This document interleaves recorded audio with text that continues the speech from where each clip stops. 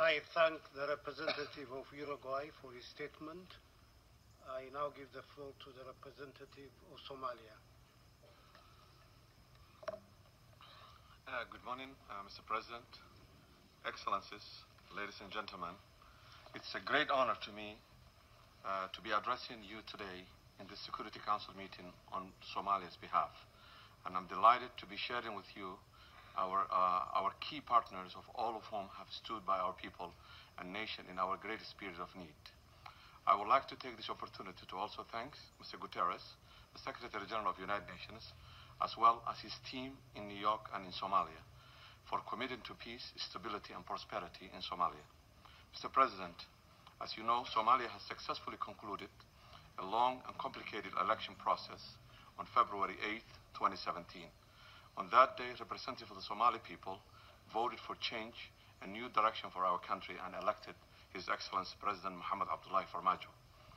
We're also aware of the enormous public support received by the federal government following the election. However, we should be very aware of the high expectation the Somali people have for the election of the President Farmajo and the subsequent appointment of his Prime Minister Hassan Ghaire, starting with improved security and provisions of basic services such as health, education. Although the federal government of Somalia is working tirelessly to meet everyone's expectation, the immediate hope is to gradually improve the lives of our citizens. Despite the enormous challenge we face, Somalia is striving toward a lasting security that ensures that our country can remain at peace with itself and with the global community. We believe that the only way to fully recover Somalia is to strengthen our democratic institutions. To that end, the government of the federal President Farmajo spares no effort to realizing the central promise of his campaign, which was to fight Somalia's three major enemies: terrorism, corruption, and poverty. Mr. President, federal government of Somalia, on getting the politics right, we believe that good politics must be inclusive, participatory, vibrant, and practiced on level playing fields. In this regard, the federal government of Somalia is committed to solidifying the federal system of governance, which has been in place since 2004. Our overall vision is to achieve a strong and cooperative union which works for all Somalis and enhances equity and good governance. We are thankfully a step closer to this objective, as illustrated by the historic formation of the new National Security Council, which includes the federal member states. The National Security Council is not only a platform for dialogue on the security issue, but on a broader matter of national importance as well. The federal government of Somalia and federal member states, along with other stakeholders, are currently engaged in in-depth discussion along matters of national importance, including a dialogue in sharing the natural resources and national resources. These and other areas will be discussed in the context of the constitutional review process undertaken by the Minister of Constitution. The leaders of Somalia recognize that the Constitution is a document that binds them together and serves as the foundational text upon which discussions for the future are built. Mr. President, security remains paramount for the federal government of Somalia. The new national security architecture and the Security Pact give us the tools we need to strengthen the national army and introduce an improved policing model. Together with African Union mission AMISOM in Somalia, we are confident that we can defeat Al-Shabaab in the next couple of years.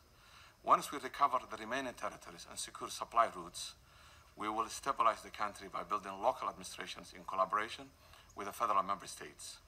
We believe the communities are best placed to collaborate with the local, state, and federal government to stabilize the country. But federal government of Somalia cannot defeat Al-Shabaab without the necessary tools. For far too long, our security forces have been in combat with terrorist groups using same light weapons, mostly AK-47s. Despite the bravery of our men and women in uniform, we were locked in asymmetrical battles with the terrorists. Without AMISOM forces, who are supplied with heavy weapons, we would not have been able to defeat Al-Shabaab. The long-standing arms embargo on Somalia severely restricts our ability to procure heavy weapons despite the partial lifting of the embargo in 2013. The time has come for Somalia to be able to get access to qualitatively better weapons than the terrorists. In this regard, we're asking this body, the United Nations Security Council, to consider and develop a clearly defined roadmap to full lifting of the arms embargo.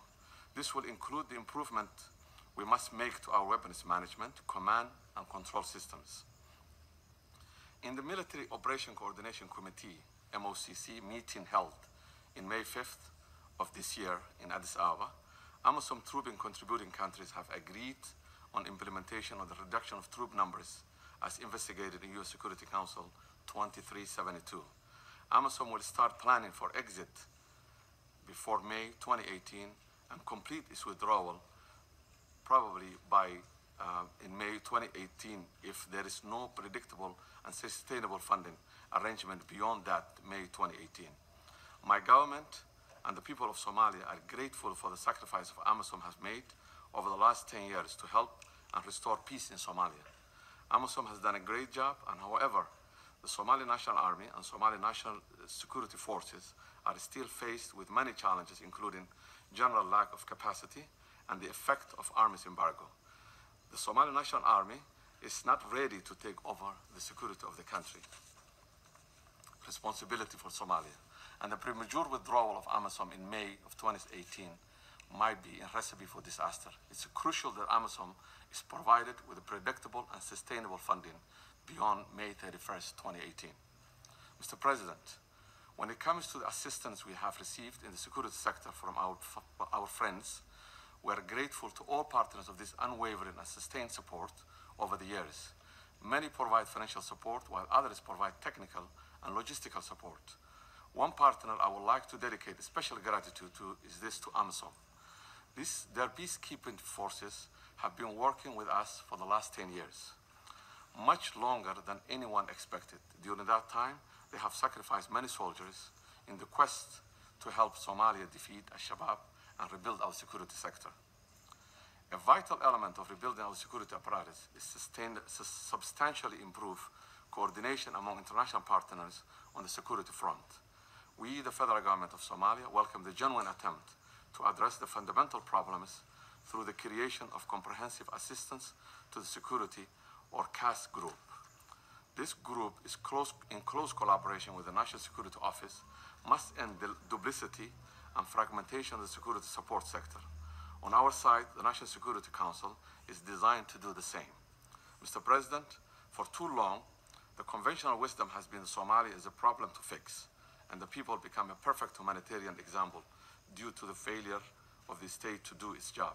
Today, the federal government of Somalia is committed to seizing this golden opportunity and to nurture and deliver on a better service, better, stronger, and more prosperous Somalia, led by the hopes and aspirations of its people. This is the best way to continue the process of changing and prevailing narrative. Mr. President, it's with your assistance and your support of the federal government's led security initiative that the darkest chapter of Somali history will come to a close. Somali people are hopeful and their government aims to meet their expectation with action. Mr. President, as we're also aware, the good rainy season, which was March and June, was late and sometimes in some areas was below the average, and in many parts of Somalia resulted in an elevated risk of famine. UN OCHA estimated at that time, in sometime February, March, that 3.2 million people needed immediate assistance.